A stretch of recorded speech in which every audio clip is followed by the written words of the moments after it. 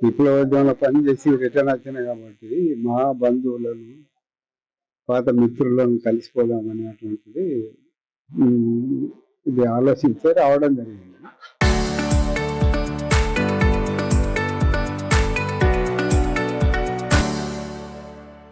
దానిలో భాగంగానే ఈ మీడియా వాళ్ళు కూడా అదే విషయానికి పరిమితమై ఆలోచించండి. ఎందుకంటే ఏం లేదో రాజకీయం లేదు, రాజకీయ పార్టీని పెట్టాలనేటువంటి ఆలోచనలు కూడా లేవు.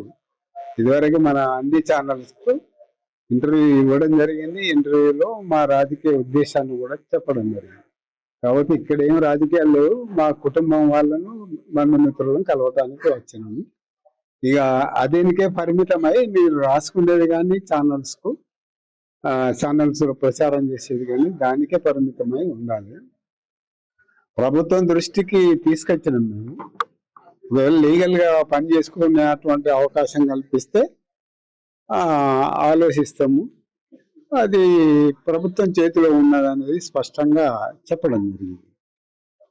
అయితే ప్రభుత్వం, కేంద్ర ప్రభుత్వం, రాష్ట్ర ప్రభుత్వం అవి ఆలోచించి లీగల్ గా మీరు ఎంతైనా పని చేసుకోవచ్చు అనేటువంటిది మాట్లాడుతున్నారు. కానీ రేపు పని చేస్తే ఎలాంటి చర్య తీసుకుంటారు అనేటువంటిది అయితే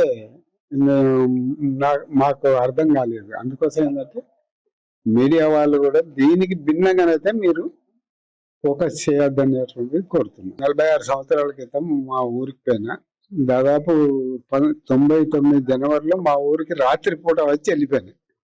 ఆ దినంలో కూడా మా ఊరు ఏ రకంగా ఉన్నది, దాని డెవలప్మెంట్ ఏంటిది అనేది కూడా తెలియదు. అదే దాన్ని దృష్టిలో పెట్టుకున్నప్పుడు ఏంటంటే వెళ్ళలేదు. ఇక్కడనే మా చుట్టాలింటికి వచ్చినాము. కలిసిన మీడియా వాళ్ళు కలిసినట్టే మా పాత మిత్రులు కూడా కలిసినారు. ఇప్పుడు మీరు ఆల్రెడీ సార్, భవిష్యత్తు ఏమైనా కార్యాచరణ రాజకీయంగా కానీ సామాజిక సేవా కార్యక్రమాలు కానీ ఏమైనా ఆలోచన ఉంది సార్? సామాజికంగా సేవ చేద్దాం అనేటువంటిది ఉంది, కానీ రాజకీయ పార్టీ పెట్టాలి, ఓట్లలో పాల్గొనాలని అటువంటి ఉద్దేశం అయితే లేదు. కాబట్టి సామాజిక స్థితిలో కూడా ప్రజలకు సేవ చేస్తానికి అవకాశం ఇస్తుందా ఇయ్యదా అనేది ప్రభుత్వం చేతిలో ఉంది. మన చేతిలో ఏం లేదు. అది జనరల్ గా ప్రజల కోసం, ప్రజా ఉద్యమాలను సపోర్ట్ చేస్తామనేటువంటిది ఇంతకు ముందు కూడా ఈ మీడియా ముందు వ్యక్తం చేయడం జరిగింది. ఇప్పుడు కూడా అదే విషయాన్ని స్పష్టం చేస్తుంది.